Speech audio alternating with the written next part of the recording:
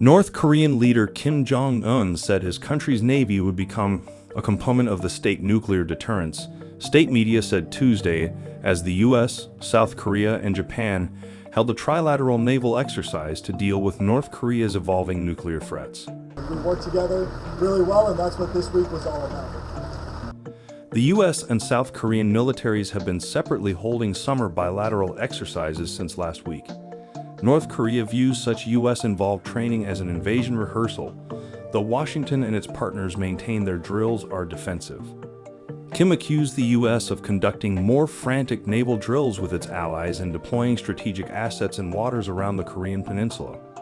Kim also cited a recent US-South Korean-Japanese summit where an agreement to boost defense cooperation was reached to counter North Korea's nuclear program.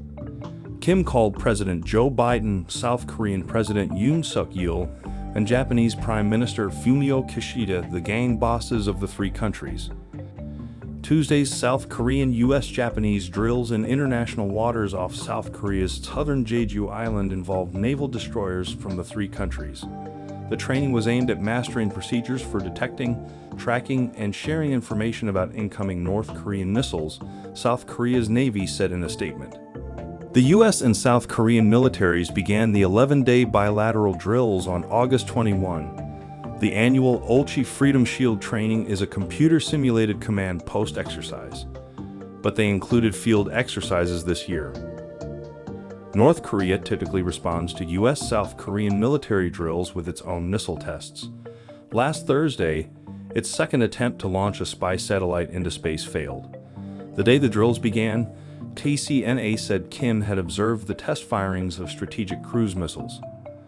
Since the beginning of 2022, North Korea has carried out more than 100 weapons tests, many of them involving nuclear-capable missiles designed to strike the US, South Korea, and Japan.